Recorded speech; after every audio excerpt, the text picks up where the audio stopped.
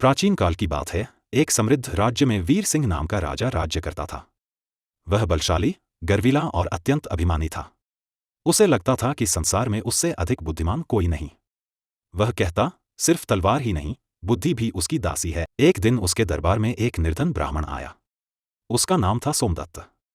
वह शांत स्वभाव वाला, विद्वान और सत्यप्रिय व्यक्ति था।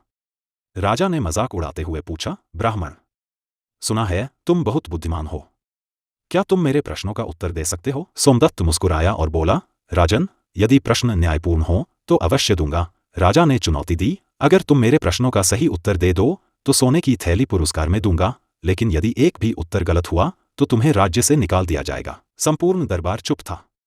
राजा ने पहला प्रश्न किया, ब्राह्मण, ऐसा कौन सा कार्य है जो न राजा कर सकता है, न सैनिक, परंतु एक साधारण मनुष्य कर सकता है? सोमदत्त ने बिना विलंब उत्तर दिया, राजन, वह है सत्य बोलना। राजा और सैनिक अपने स्वार्थ या राज्य की नीति से झूठ बोल सकते हैं, परंतु एक सच्चा मनुष्य चाहे निर्धन हो, सत्य बोलने से पीछे नहीं हटता। राजा अचंभित हुआ। फिर दूसरी चुनौती दी, बताओ, बुद्धि बड़ी या शक्ति? ब्राह्मण बोला, शक्ति बिना बुद्धि के अंधी होती है और बुद्धि बिना शक्ति के भी विजयी होती है। इसलिए बुद्धि सर्वोपरि है, क्योंकि वही शक्ति को सही दिशा देती है। राजा कुछ क्षण मौन रहा। तीसरे प्रश्न के लिए उसने दरबार के सभी पंडितों को भी बुलवा लिया और बोला, यदि तुम इस प्रश्न का उत्तर न दे पाए तो तुम्हें कारागार भेज दिया जाएगा। बताओ, किससे बड़ा राज्य बनता है, खून से या करुणा से? सोमदत्त ने शांत स्वर में कहा, खून से राज्य जीता जा सकता है, पर करुणा से राज्य स्थायी होता है।